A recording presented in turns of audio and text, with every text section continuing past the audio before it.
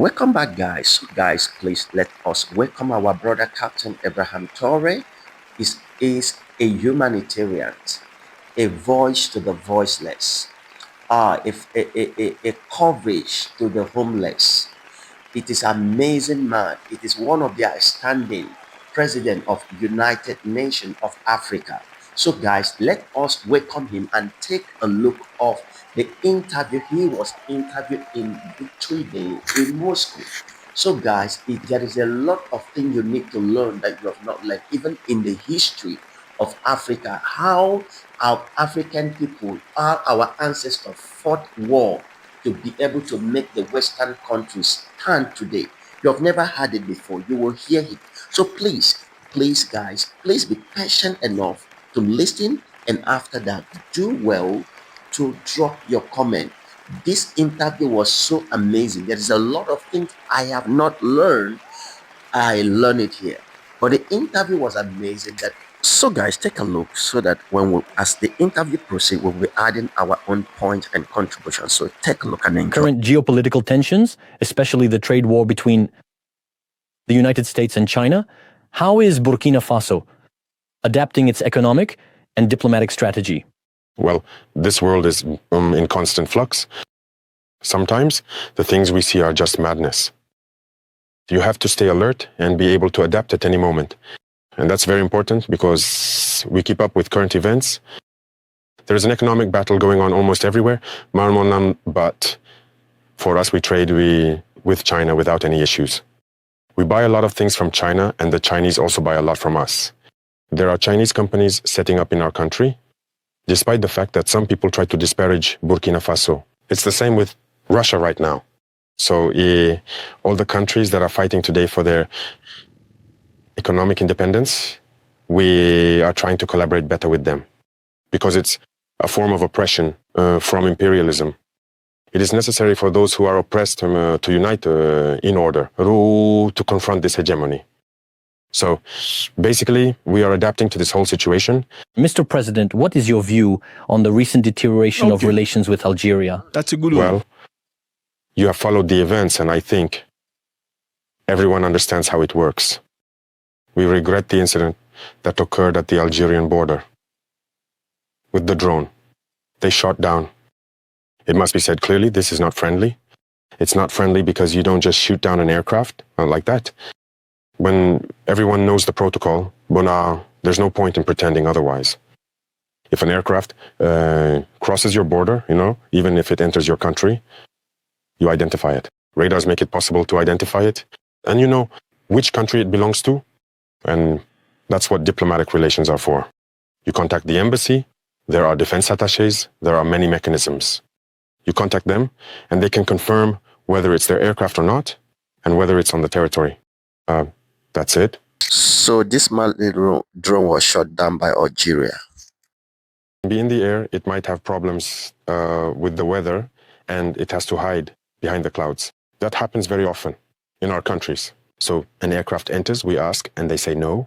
There is a lot of cloud cover, but in any case, there is some meteorological phenomenon that causes it to come through. It could have a technical problem. It might request help so that we can guide it to land. So end up in an airspace. We don't just shoot down an aircraft automatically. This has happened to us before. We have often seen an American aircraft enter our territory, conducting reconnaissance and so on. We did not shoot down the aircraft. We made sure to contact the American embassy. And after a few minutes, they confirmed that it was their aircraft, and they cleared the airspace. So we don't just shoot down an aircraft automatically. So shooting down the aircraft is a deliberate, unfriendly act, and it's regrettable. But if I understand correctly, you're not closing the door to dialogue, are you? No. Leaders need to understand that we have no choice but to unite in the face of this so-called terrorism situation, because it's quite a complex phenomenon. I'm telling you, back in 2012, Burkina was just sitting and watching what was happening in Mali. What were we doing? The regime in power at the time was friendly with those people. Some of them even lived in Ouagadougou. YAG lived in Ouagadougou. That's the reality. But what's happening today? They've turned against us. These are not free people.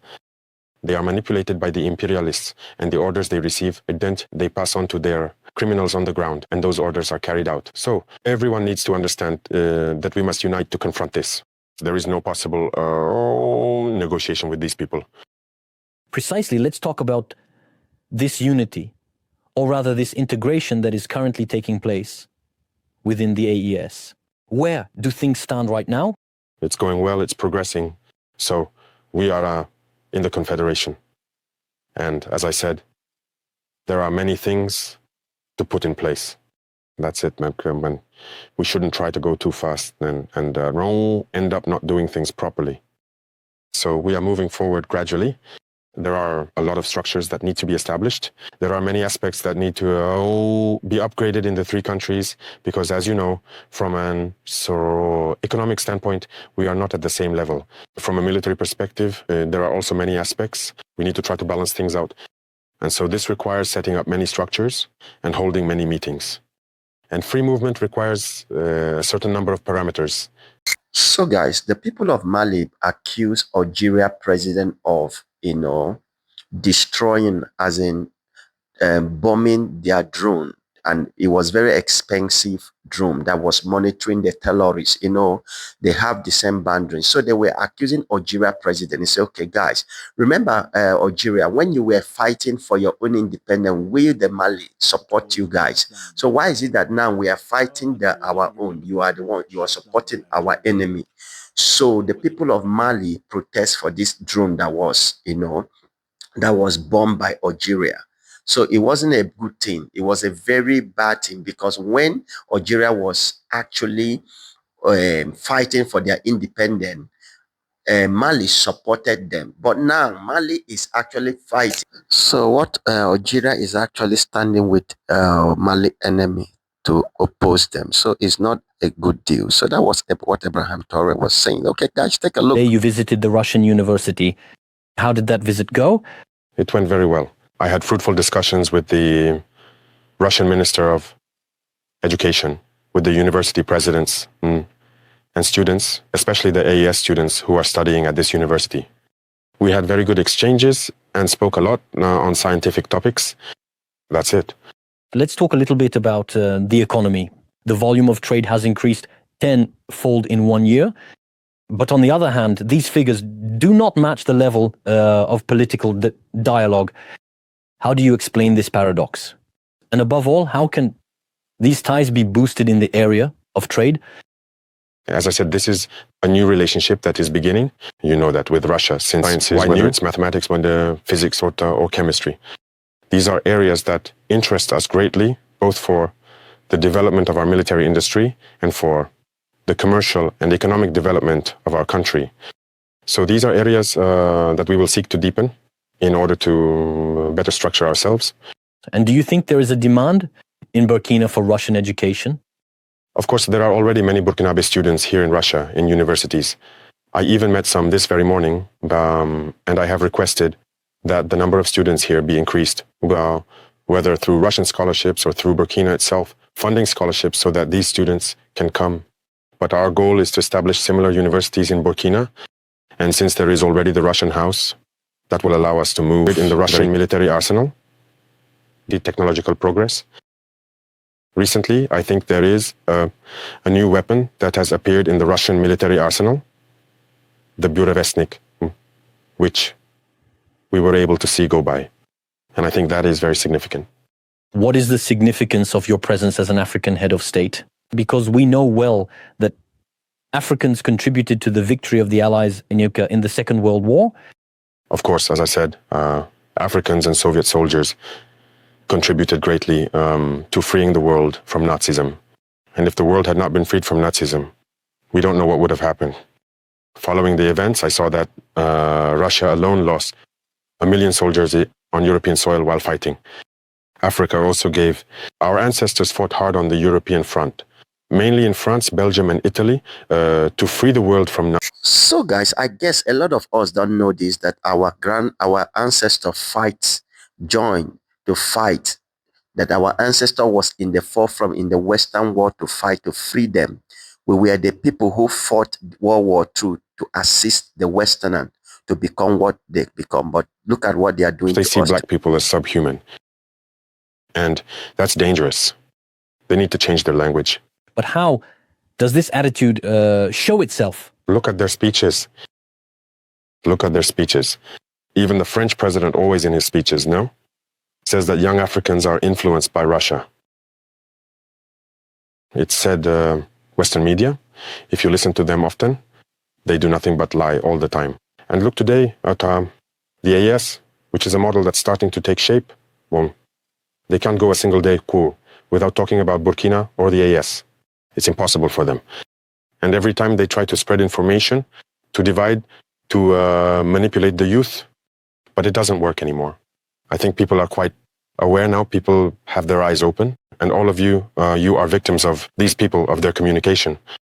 What they do, what they say about Russia and everything, we try. Even today, there are young Africans who still have their eyes closed, who still believe their lies, the story of the Second World War. I was listening the other day.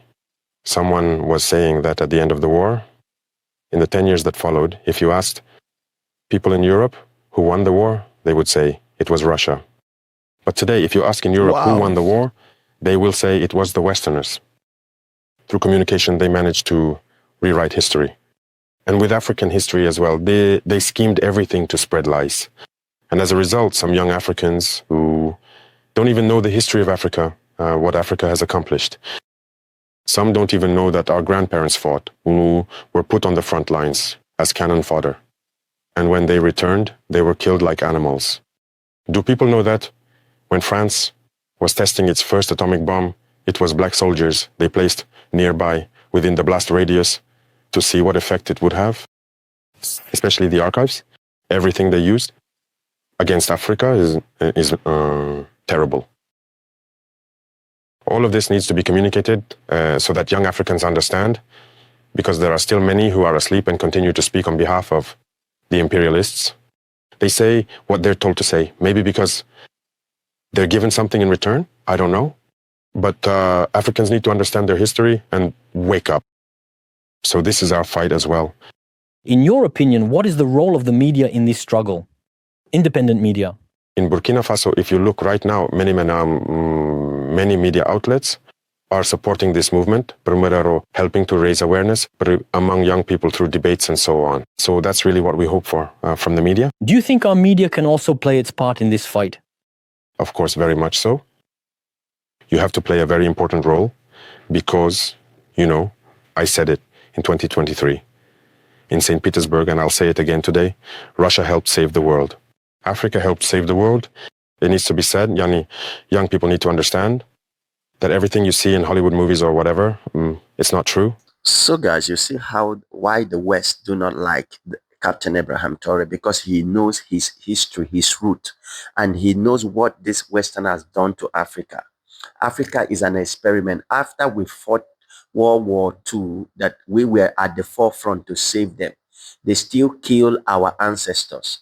So guys, if you don't know your root, you fed that these guys are good.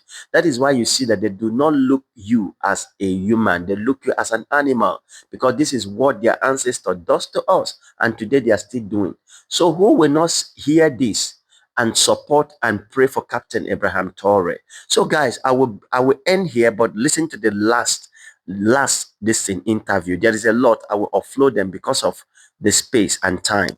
If we take agriculture, we have decided through the offensive initiative to plow our farmers' fields for free. Last year we did it. This year again, God willing, when we return, there are a good number of tractors that we have acquired, which we will make available to the mechanized units in the different departments to increase the cultivated areas. We are putting a lot of emphasis on water management through a structure we created, the ONBA, to control water and be able to produce at least 2 or 3 times a year.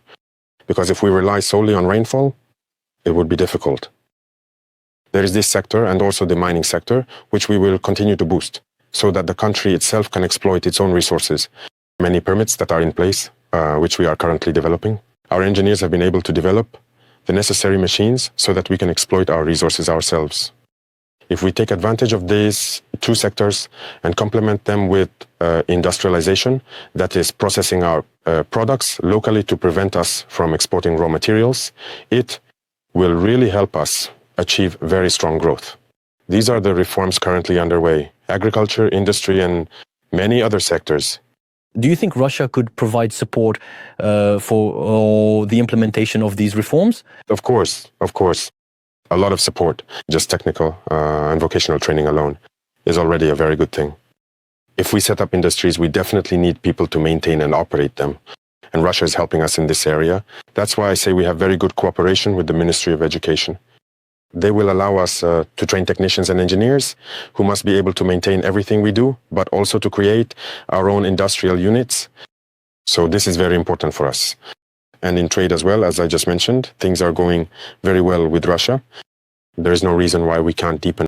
So, guys, what will you actually call Captain Ibrahim Traore? This is a real leader who seek for the welfare of his people, my people first, who seek for self-independence, not to go there to borrow money.